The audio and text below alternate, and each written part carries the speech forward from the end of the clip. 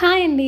Welcome to murder life style. ఈరోజు lunch బాక్స్లోకి హడావిడి లేకుండా ఈజీగా అయ్యే పప్పు రెసిపీ చూద్దామా? వచ్చేయండి. మరి అయితే ముందుగా కుక్కర్ తీసుకుని దాంట్లో కొంచెం కందిపప్పు వేసుకుని 2 సార్లు బాగా వాష్ చేసుకుని 3 మీడియం సైజ్ టమాటాలు 2 దోసకాయలు చిన్న చిన్న ముక్కలు కట్ చేసుకుని తగినంత వాటర్ వేసుకుని కుక్కర్ మూత పెట్టుకుని సిమ్లో పెట్టుకుని ఒక 3 నుంచి 4 విజిల్స్ వరకు రప్పించుకోండి.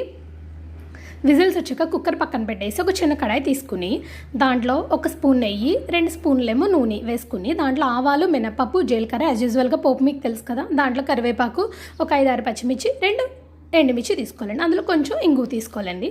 ఇంగువ వేసుకోవడం వల్ల పప్పు మరింత రుచి పెరుగుతుందండి. నిజంగా ఒకసారి ట్రై చేయండి. బాగా ఫ్రై చేసుకుని ఈ ఫ్రై అయిపోయింది కాబట్టి ఇప్పుడు పప్పు తీసుకొచ్చి స్టవ్ మీద పెట్టుకుని ఆ పోపు అంతటిని అందులో వేసుకుని 1 టీ స్పూన్ ఏమో సాల్ట్ 1/2 టీ స్పూన్ పసుపు వేసుకుని బాగా కలుపుకుని సిమ్లో పెట్టుకుని మరిగించుకోవాలండి. ఈ చల్లటి క్లైమేట్లో ఇలా పల్చని పప్పులో నిమ్మకాయ పచ్చడి నుంచుకుని తింటే అబ్బబ్బబ్బబ్బా అదిరిపోద్దనమాట.